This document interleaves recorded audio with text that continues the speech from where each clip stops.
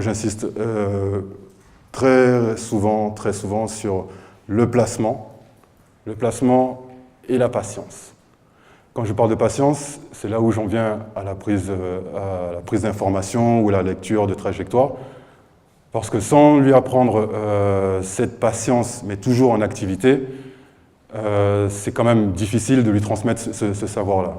Donc et à ce moment-là, souvent j'ai des gardiens qui viennent, enfin je vous parle de mon expérience, hein, donc c'est pour ça que je dis souvent j'ai, des gardiens qui arrivent et qui ont bien sûr leur vécu, ce qu'on leur a appris en club ou ce qu'on ne leur a pas appris, mais qu'on leur a dit c'est bien, tu l'as fait, c'est bien, donc continue.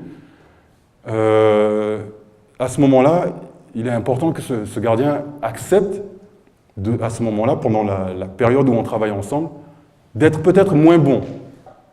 D'être moins bon parce qu'on va pas réellement casser, mais on va essayer de lui apporter un savoir-faire supplémentaire. Donc je disais placement et patience, tout ça bien sûr agrémenté de déplacements et compagnie, mais qu'il accepte à ce moment-là ce qu'il sait, il le garde. Il n'y a pas de problème. Je n'ai jamais dit que ce qu'il savait c'était mauvais et qu'il ne fallait pas le faire. Ce qu'il a fait avant lui a permis d'être avec moi en stage. Donc je ne peux pas lui dire que c'est pas si bon. C'est bien, tu fais ça, c'est bien. Maintenant, tu vas apprendre autre chose.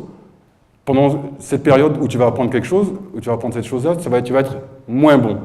Mais il faut accepter ça. Il faut accepter parce que tu défais un petit peu, tu apprends quelque chose de nouveau. Accepter d'être moins bon pour pouvoir ensuite, une fois assimilé ou stabilisé cette chose-là, être plus performant. Puisque à ce moment-là, tu auras ton savoir du départ, plus celui que tu es venu prendre lors de ce stage. Comment intégrer ces gardiens à l'entraînement dans l'entraînement à 2-3 séances par semaine dans une pratique telle que vous avez là, c'est-à-dire soit en jeune régional, soit en adulte régional ou national. Est-ce que c'est uniquement aux échauffements de gardiens? Est-ce que tu conseilles de mettre en place des spécifiques à part ou, Ça dépend de vos possibilités, de ce que vous pouvez mettre en place. Si vous avez les moyens de mettre en place, soit vous-même de le faire ou de confier l'exercice à un responsable de vos gardiens. S'ils peuvent avoir 2-3 dans la semaine, tout bénéfice pour vous. Tout bénéfice pour vous, et là, ça vous permet d'être encore plus exigeant avec vos gardiens de but. Parce que, juste à propos du contraire, vous aurez donné de l'attention et du travail 2 à 3 fois par semaine, spécifiquement, uniquement pour eux. Si vous avez la possibilité de le faire, je vous encourage à le faire. Ceux qui n'ont pas la possibilité de le faire et qui vont devoir gérer un groupe à eux tout seuls, c'est pas mal de préparer quelques exercices par rapport à ce que vous attendez de ce week-end. Et que pendant la semaine, ils puissent, en autonomie, le mettre en place et ponctuellement, vous venez surveiller, voir ou réguler ou ajuster si besoin. Mais lui accorder ne serait-ce que 20 minutes, un quart d'heure, 20 minutes de spécifique, à partir du moment où on a 2-3 notions des fondamentaux, des principes de base du gardien de but, donc ça, cherchez à les intégrer pendant les séances ou les échauffements de vos joueurs et de vos gardiens, c'est déjà une certaine attention pour votre gardien de but.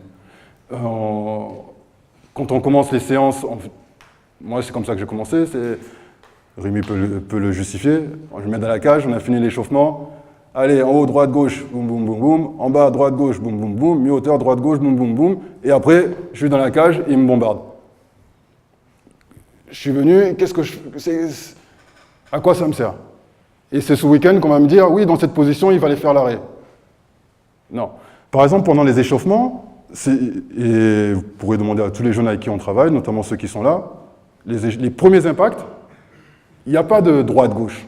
Quand tu rentres dans la cage, tu es déjà prêt à la fermer. Tu es prêt à la fermer. Donc ça veut dire quoi? Tu es tout de suite actif et en position de protéger cette cage. Pas juste de protéger la lucarne droite parce qu'on t'a dit qu'on allait tirer à droite ou la lucarne gauche parce qu'on t'a dit qu'on allait tirer à gauche. Tu es le gardien de cette cage, tous les endroits sont à toi et tu les protèges tout de suite. Donc pour ne pas lui donner trop de difficultés, libre en haut. Point. Tu te débrouilles, libre en haut. C'est centre, demi-centre, c'est libre en haut. Arrière, dans cette position, c'est libre en haut. C'est pas je suis là et je sais qu'il va tirer là. Parce qu'à partir du moment où vous allez jouer, va pas lui dire ça va être libre en haut, on va pas lui dire c'est la lucarne gauche, la lucarne droite. Donc déjà, tout petit, l'enseigner à ce que, enfin, qu'il comprenne que de toute façon, quand il est dans la cage, tout est pour lui. Même si, bien sûr, que tout n'est pas pour lui. Mais déjà, qu'il soit capable d'être en alerte et se dire, mon rôle, c'est pas d'être là et puis d'aller juste là. Je dois être capable d'aller là, mais si ça n'est pas là, d'être capable de pouvoir réagir à l'endroit où je n'avais pas prévu que ce soit. Donc ça, ce sont des petites attentions qui l'éveillent et qui attirent son attention, jusqu'à ce que ça soit, pour lui, quelque chose d'acquis, quoi. Et que quand il rentre dans la cage, ouais, c'est moi le portier, donc vas-y. À chaque fois qu'il y a des impacts, il y a une incertitude, que ce soit libre en haut ou bien sur la diagonale, comme vous voulez, mais des incertitudes.